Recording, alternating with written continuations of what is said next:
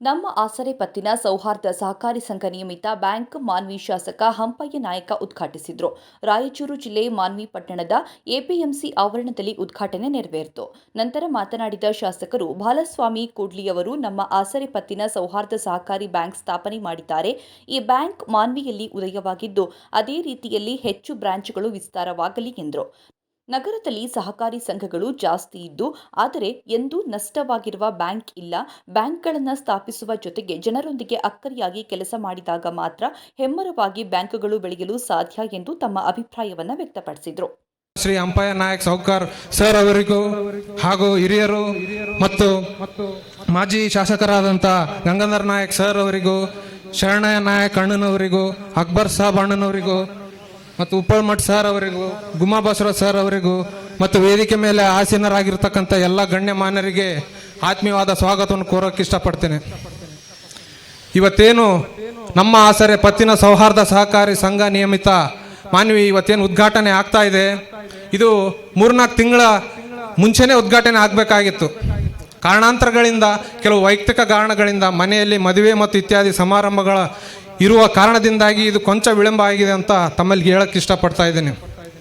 ಇನ್ನು ವಿಷಯಕ್ಕೆ ಬಂದರೆ, ಇವತ್ತೇನು ನಮ್ಮ ಆಸರೆ ಸಂಘ ಇವತ್ತೇನು ಸ್ಥಾಪನೆ ಮಾಡಿದ್ದೀವಿ, ನಾವು ಬಹಳ ಹಿಂದೆನೇ ಕೂತು ಚರ್ಚೆ ಮಾಡ್ತಿರ್ಬೇಕಾದ್ರೆ ಈ ಸಮಾಜಕ್ಕೆ ಏನಾದರೂ ಒಂದು ಕೊಡುಗೆ ನೀಡುವ ನಿಟ್ಟಿನಲ್ಲಿ ನಾವೇನಾದರೂ ನಮ್ಮ ಅಳಿಲು ಸೇವೆ ಮಾಡಬೇಕು ಅನ್ನೋ ನಿಟ್ಟಿನಲ್ಲಿ ನಾವು ಯೋಚನೆ ಮಾಡ್ತಿದ್ದಾಗ, ಆಗ ಉಳಿದಿರ್ತಕ್ಕಂಥದ್ದೇ ಈ ಒಂದು ಪತ್ತಿನ ಸಹಕಾರ ಸಂಘ ಸ್ಥಾಪನೆ ಮಾಡಿದಾಗ ನಾವು ಸಮಾಜಕ್ಕೆ ಏನಾದರೂ ಅಳಿಲು ಸೇವೆ ಮಾಡಿದಂಗೆ ಆಗುತ್ತಂತ ನಾವು ಅಂದ್ಕೊಂಡ್ವಿ. ಯಾಕೆ ಸಂಘ ಸ್ಥಾಪನೆ ಮಾಡಿದ್ವಿ? ಇದು ಯಾವುದೇ ದುರುದ್ದೇಶದಿಂದ ಈ ಸಂಘ ಸ್ಥಾಪನೆ ಮಾಡಿರ್ತಕ್ಕಂಥದ್ದಲ್ಲ. ಇದರ ಮೂಲ ಉದ್ದೇಶ ಇಷ್ಟೇ.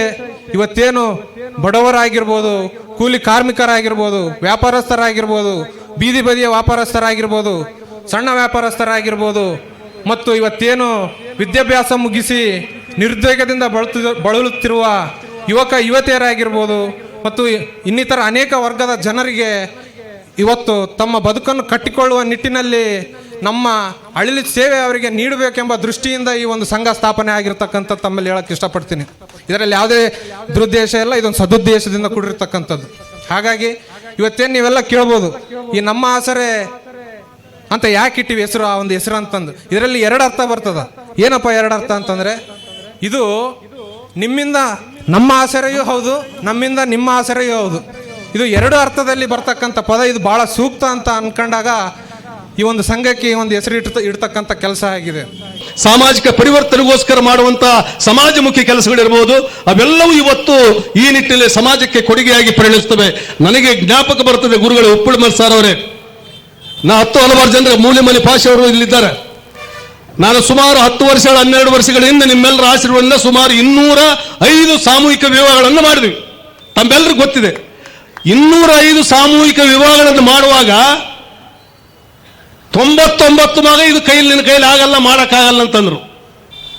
99 ಮಂದಿ ನಿನ್ನ ಕೈಲಿ ಆಗಲ್ಲ, ನಿನ್ನ ಯೋಗ್ಯತೆ ಎಲ್ಲ, ನೀನು ಅದಕ್ಕೆ ಸಾಟಿ ಅಲ್ಲ, ಅದಕ್ಕೋಸ್ಕರ ಈ ಕೆಲಸ ಬಿಟ್ಟುಬಿಡು, ಕನಿಷ್ಠ ಒಂದು 25 ಆದ್ರೂ ಮಾಡೋಣ ಅಂತಂದು 25 ಪಾಂಪ್ಲೆಟ್ ಹಾಕಿದ್ರು ಗುರುಗಳೇ. ತಮಗೆ ನೆನಪಿದೆ ಗೊತ್ತಿಲ್ಲ, ನಮ್ಮ ಹಿರಿಯ ಗುರುಗಳು ನಮ್ಮನ್ನ ಅದನ್ನ ಪ್ರೋತ್ಸಾಹ ಮಾಡಿ ಬೆಳೆಸಿದಂಥವ್ರು. 25 ಅಂತಂದ್ವಿ. 25 ಆದ ನಂತರದಲ್ಲಿ ಜನ ಮತ್ತೆ ಬಂದ್ರು. ನಮ್ಮದೊಂದು 51ಕ್ಕೆ ಮತ್ತೆ ಪಾಂಪ್ಲೆಟ್ ಹಾಕಿದ್ವಿ. ಅಲ್ಲಿ ಇದು ಒಂದು ಉದಾಹರಣೆ ಹೇಳಿ ಮುಗಿಸ್ತೀನಿ ನನ್ನ ಮಾತನ್ನ, ಯಾಕೆ ಸಾಧ್ಯತೆ ಇದೆ ಎಂಬುದಕ್ಕೋಸ್ಕರ ಈ ಮಾತನ್ನು ಹೇಳ್ತೀನಿ. 51 ಆದ ತಕ್ಷಣ ಮತ್ತೆ 75ಕ್ಕೆ ಜನ ಬಂದ್ರು. ಇಲ್ಲ, ನನ್ನೊಂದು ಮದುವೆ, ನನ್ನ ಮಗಂತ, ನಿನ್ನ ಮಗ, 75 ಆಯ್ತು, 101 ಆಯ್ತು, 150 ಆಯ್ತು. ಮರ್ಯಾದೆ ತಗಂತಲ್ಲಿ ಬಾಲಸ್ವಾಮಿ ಕೊಡ್ಲಿ, ಮರ್ಯಾದೆ ತೆಗೆದುಕೊಳ್ಳೋದು ಇದು ಗ್ಯಾರಂಟಿ. ಮರ್ಯಾದೆ ಓದ್ತಾ ಬಾಲಸ್ವಾಮಿ ಕೊಡ್ಲಿದಂತ 10 ಹಲವಾರು ಜನ ಸರೌಂಡಿಂಗ್ ಅವರ್ ಪೀಪಲ್. ಅದು ಮೂಲೆಮನೆ ಪಾಸಣ್ಣವ್ರಿಗೆ ಬಹಳ ಚೆನ್ನಾಗಿ ಗೊತ್ತಿದೆ. 100 ಆಯ್ತು, 101 ಆಯ್ತು, 150 ಆಯ್ತು, 175 ಆಯ್ತು, 200 ಆಯ್ತು, 205 ಮದುವೆ. ಅಲ್ಲಿ ಬಂದು ನಾವು ಸುಮಾರು 30-35 ಸಾವಿರ ಜನಸಂಖ್ಯೆ ಇರುವಂತ ಜನರನ್ನ ಸೇರಿಕೊಂಡು ನಾವು ಆಗ ಆ ಸಾಮೂಹಿಕ ಮದುವೆಯನ್ನ ಮಾಡಿದಂತ ನಿದರ್ಶನ. ಅದ ನಂತರದಲ್ಲಿ ನಾವೆಲ್ಲರೂ ಜೊತೆಗಿದ್ದಾಗ ಯಾಕೆ ಕೆಲಸ ಆಗಲ್ಲದಾರ, ಅಂಗವಿಕಲರಿಗೆ 3 ಗಾಲಿ ಸೈಕಲ್ ಕೊಟ್ಟಿವಿ. ಆ ಸಂದರ್ಭದಲ್ಲಿ ಊಟ ಇರಲಾರ್ದಂಥವ್ರಿಗೆ ಊಟ ಕೊಡುವಂತ ವ್ಯವಸ್ಥೆ, ಹಾಸ್ಟೆಲ್ಗೋಸ್ಕರ ವ್ಯವಸ್ಥೆ ಮಾಡಿವಿ. ಯಾರು ಡಿಗ್ರಿ ಓದ್ತಾರೆ, ಯಾರು ಮಾಸ್ಟರ್ ಡಿಗ್ರಿ ಯೂನಿವರ್ಸಿಟಿಯಲ್ಲಿ ಸೀಟು ಕೊಡಿಸುವಂತ ಕೆಲಸ ಮೂಲೆಮನೆ ಪಾಶೆ ಅವರು, ನಾವು ಮತ್ತು ನಮ್ಮಲ್ಲಿರುವಂತ ಎಲ್ಲ ಸಬಾರ್ಡಿನೇಟ್ಸ್ ಎಲ್ಲ ಕೂಡಿ ಮಾಡಿದ್ವಿ. ಈ ಮಾತನ್ನು ಯಾಕೆ ಹೇಳಿದ್ರೆ, ಪ್ರತಿಯೊಬ್ಬರು ಬೆಳಗುವಂತ ಬದುಕನ್ನು ಬೆಳಗುವಂತ ಕಾಯಕದಲ್ಲಿ ಯಾರು ತೊಡಗಿದ್ದಾರೆ ಈ ಉದಾಹರಣೆಗಳು ಬೇಕಂತ ಸಾಧ್ಯತೆ ಇದೆ. ಮನಸ್ಸು ಮಾಡಬೇಕು, ಕಷ್ಟಪಡಬೇಕು, ಶ್ರಮ ಪಡಬೇಕು. ಆಗ ಮಾತ್ರ ಸಮಾಜಕ್ಕೆ ಏನಾದರೂ ಒಂದು ಸೇವೆ ಮಾಡಲಿಕ್ಕೆ ಸಾಧ್ಯತೆ ಇದೆ. ಇಲ್ಲ ಅಂದ್ರೆ ಸಮಾಜದಲ್ಲಿ ಹುಟ್ಟಿವಿ ಬೆಳಿತೀವಿ, ಒಂದು ಗಿಡ ಹುಟ್ಟಿತೀವಿ, ಒಂದು ಗಿಡ ಬಿತ್ತಂತಂದ್ರೆ ಅದು ಸಾರ್ಥಕ ಇಲ್ಲದ ಬದುಕಂತ. ನನಗೀಗ ಅದೇನಂತಾರಲ್ಲ, ಹಳ್ಳಿ ಭಾಷೆಯಲ್ಲಿ ಮಾತಾಡ್ತಾರೆ, ಏನಂತಾರೆ ಅದು ಹೇಳ್ಬೇಕ ಬೇಡ, ದೊಡ್ಡವರು ನಾವು ದೊಡ್ಡವರಾಗಿ 80ರಲ್ಲೇ ನಾವು ದೊಡ್ಡವನಾಗ್ಬಿಟ್ಟೆ ಅಂದ್ರೆ ಅರ್ಥೇನು, 80ರ ದಶಕದಲ್ಲಿ ನಾವು ಸಮಾಜಕ್ಕೆ ಜ್ಞಾನ ಬಂತಂದ ಅಂದ್ರೆ ಇವತ್ತೆಷ್ಟೀಗ 43 ವರ್ಷನೂ ಸಾಮಾಜಿಕ ಕಾರ್ಯಗಳಲ್ಲಿ ನಮ್ಮ ಸಮಾಜದ ಜೊತೆಗೆ ಬದುಕದನ್ನ ಕಲಿಸಿಕೊಟ್ಟದ್ದು ಯಾರು? ಜನರು ಕಲಿಸಿಕೊಟ್ರು. ಅದಕ್ಕೋಸ್ಕರ ಈ ಸಹಕಾರಿ ನಿಮ್ಮೆಲ್ಲರ ಸಹಕಾರಿ. ನೀವು ಮನಸ್ಸು ಮಾಡ್ಕೋ, ಬಾಲಸ್ವಾಮಿ ಕೊಡ್ಲಿ ಅವನು ಬೇರೆಯವನವನು, ಪರಿಶಿಷ್ಟ ಜಾತಿಗೆ ಸೇರಿದವನು, ಪರಿಶಿಷ್ಟ ಪಂಗಡಕ್ಕೆ ಸೇರಿದವನು, ಅಥವಾ ಲಿಂಗಾಯತರಿಗೋ ಕುರುಬರಿಗೋ ಇನ್ನೊಬ್ಬರಿಗೆ ಯಾರಿಗೆ ಸೇರಿದವನು ಎಂಬ ಭಾವನೆ ಬೇಡ. ಈ ತಾಕತ್ತನ್ನು ಬೆಳೆಸಬೇಕಂತಂದ್ರೆ ಈ ಸಹಕಾರಿ ರಂಗದಲ್ಲಿ ಇದು ಕೂಡ ಇನ್ನೂ ಹೆಚ್ಚಿನ ಹೆಜ್ಜೆಯನ್ನು ಇಡಬೇಕಂತಂದ್ರೆ ಈ ಜಿಲ್ಲೆಯಲ್ಲಿ ಮಾಡಲಾರದ ಸಾಹಸ